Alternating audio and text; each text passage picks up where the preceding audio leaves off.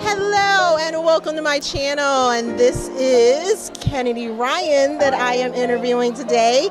We are at Indies Innovate Philly, and I am super excited to be speaking with her.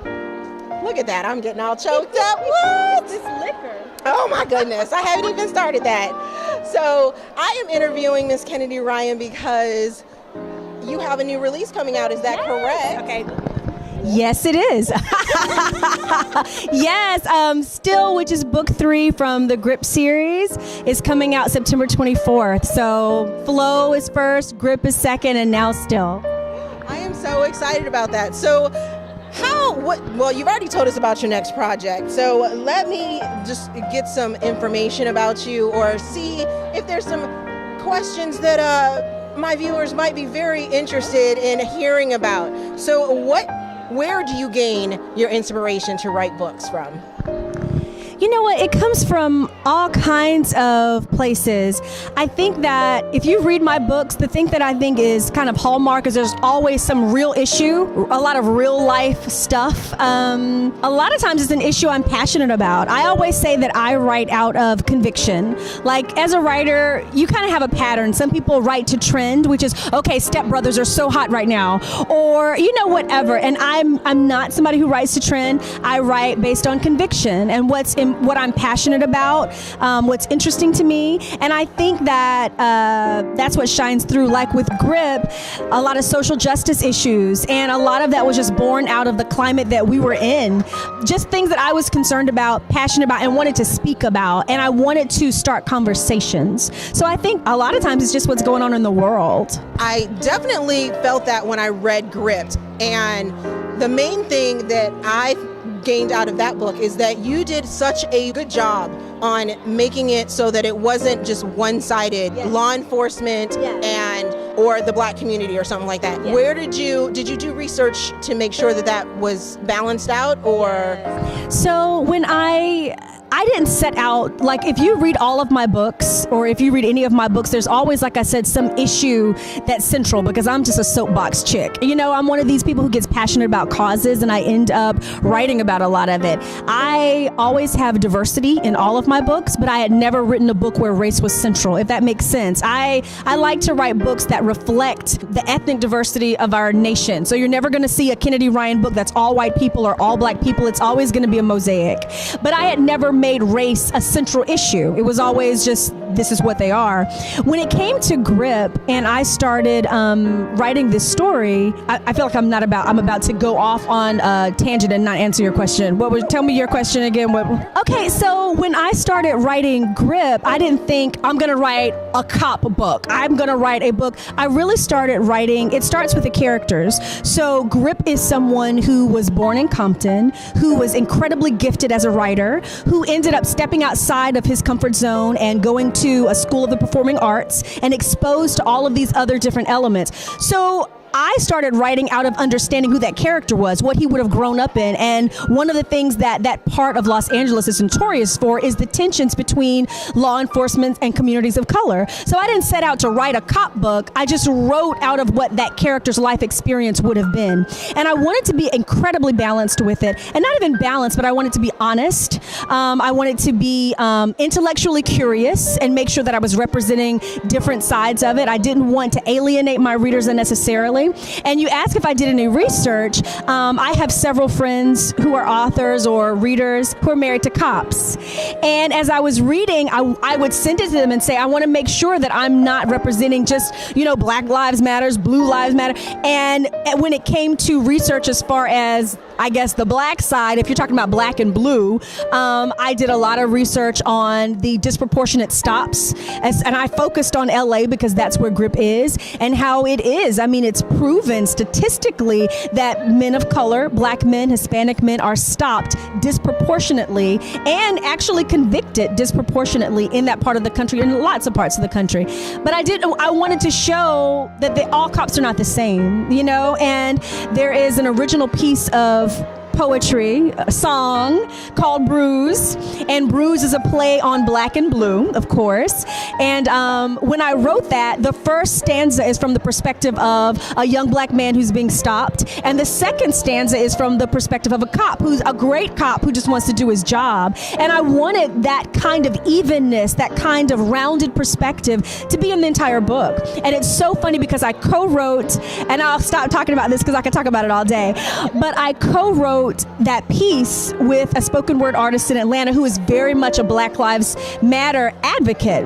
And so when he was writing his part of it, I said, okay, this is awesome, but there's no blue. I don't see any sympathy or any empathy and understanding for the cop's perspective. And he literally was like, I can't. I mean, he was like, I don't see that side of it. And I thought that is the problem. The problem is that we don't see the other person's perspective. And it's when he said that, there is a line that's crucial to that piece about walking in another man's shoes and stepping into someone else's experience. And it came from that, from him saying, I don't see it. I don't empathize with that perspective, and it's hard for me to write out of it. So anyway, so I hope that answers the question. Yes, it was great. That's great. Oh my goodness. I could ask so many other questions. This is supposed to be like a 30-minute thing, and I could go on for days with you on this, but we're not going to. Mm-hmm. Thank you for that answer. Yeah. It's beautifully said, and that is exactly where we're at and where we need, we need to get beyond it being just one person's perspective. Absolutely. And be able to walk in another person's shoes to see that other side of it. And I'm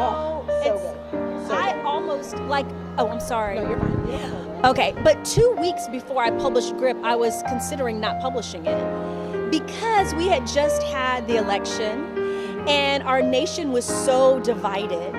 And I was like, am I burning my career to the ground publishing this book where the tensions between law enforcement and communities of color and inherent bias and all of these different things, and then also dealing with and this is kind of like an open secret that I don't hear discussed in romance, but Black women who have a problem with Black men consistently choosing women outside of their community. I deal with that very deeply in the book. So I was like, I'm going to get it from all sides. And do I really want to alienate readers? And I was so excited that there's an appetite, I think, for diversity. There's an appetite for substance, and there's an appetite for a place where we can enjoy a great love story, but have something that sparks conversation and that makes us think. And the greatest thing about Grip for me was all the messages I got from readers on both sides of these debates saying I had never considered that before. I had never thought of that before. Messages I would get from Black women who said, I was having so much trouble with Bristol and I realized this is an issue for me. I even had one reader say I wept through the second half of the book because, this is an issue for me. And for me, I'm like, this is bigger than just selling books. It's bigger than just writing a story. I feel like it's the potential of opening people's eyes to different perspectives, and it's very important to me. Yes, because I know for my own personal reasons, when I was reading the book, I had thought that you were in an interracial relationship. So I felt a personal connection with this book because I am in an interracial relationship, and I was former law enforcement. So all sides. On all sides of this book, it emotionally connected with me, and I loved that it was very balanced. Yes. And I appreciated that it was very balanced, and it was obvious that you did your research to make sure that it remained balanced. Yes. So let's get off the soapbox and on to the next question. Yes. Do you listen to music when you write? And if so, what type of music do you listen to? Oh my gosh, that's such a loaded question for me. Music is so incredibly important to my creative process. I am a musician. I was in the marching band, I was in symphonic band, I was in orchestra from the time I was in the 5th grade all the way up to college. So I was, music was huge to me. And then I'm also a singer. So I would, vocals, all that stuff, like studio, doing background vocals for artists and things like that. that's been, I at one point thought I was going to pursue that. So my the first self-published series I did, which was right before Grip, was called the Soul Series, and it's 2 musicians, 2 entertainers, and music. Even if I'm not writing about that, music is so central to my process. I start a playlist. Like Grip, all of my books have playlists. Usually, I don't start writing for a while. I build that playlist before I even start writing. So when I wrote Grip, the playlist for Grip is like 80 songs. I had 40 of them before I wrote one word. Think why when people listen to the playlist for my book, they always say it's like it's for the book. You know, it's not random, and it informs the way I write. Like, well, I can't even go into it, but there is one song that is on the Still playlist that's about to come out, and literally when I heard that song, it inspired an original work of poetry, because I write for the Soul series. I wrote original music, and for Grip and for Flow, of course, I wrote original poetry. I wrote original songs, and it inspired one of the full-length poems that is central to the book, and it's a song that I was listening to. So music is woven so tightly into my creative process that you will listen to a playlist and know which scenes it's connected to. And when you say, what do I listen to? I'm so eclectic. So if you listen to one of my playlists, you're gonna have Talib Kweli, you're gonna have Imagine Dragons, you're gonna have Coldplay, you're gonna have Jay-Z, you're gonna have like the whole spectrum. I listen to everything, and my playlist reflects. So what are some of your hobbies? Obviously, I probably shouldn't ask this question because we've already covered about your hobbies. You're a singer, you're a writer. So we're just gonna skip that question. Okay. I didn't know that. If you could create a slogan for your life, what would it be? You know what? It's so funny you say this, and I'm not just promoting Still. I really am not. But it actually has been I used to have it in my signature for my email, and it comes back in the book Still, but it's actually from an Emily Dickinson poem called Dwell in Possibility. And that, I think, for me is so huge because it speaks of hope, and it speaks of potential, and it speaks of possibly ambition. You know, like you're constantly moving forward, you're constantly looking to what is potential and to what could happen. And I think that would be it. That's kind of one of my life phrases that kind of hangs over everything I do, from the Emily Dickinson. I love poetry. It's my first medium, so, but it's from the Emily Dickinson poem, Dwell in Possibility. All right, so it's time for rapid question. Don't think about the answers. Okay, there's until one will come out of my mouth then. Okay, and we're just gonna answer these questions as quick as we can, all right? Okay. All righty.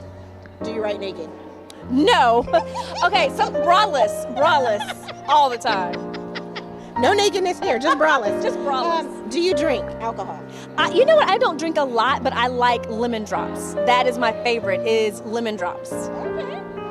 If you were an animal, what would you be? Probably a tiger. Something fierce and predatory. And finally, physical books, digital books, or audiobooks? Digital books, definitely. I'm not a huge audio person because my mind drifts so much, but I'm primarily ebook. Well, thank you, Kennedy Ryan, for taking some time out of Indies Invade Philly to speak with me and talk about some serious, wow. I know. Wow. I have a habit. It's fine. It's fine. This was like, yes, this was everything. Thank you so much. I appreciate that. As always, if you enjoyed this video, please give me a big thumbs up and subscribe to the channel. Also, there is a feedback form down in the description box so you guys can help me improve my channel. I started a blog and a Goodreads group. Please go check that out. Thank you for watching, and we will see you guys later.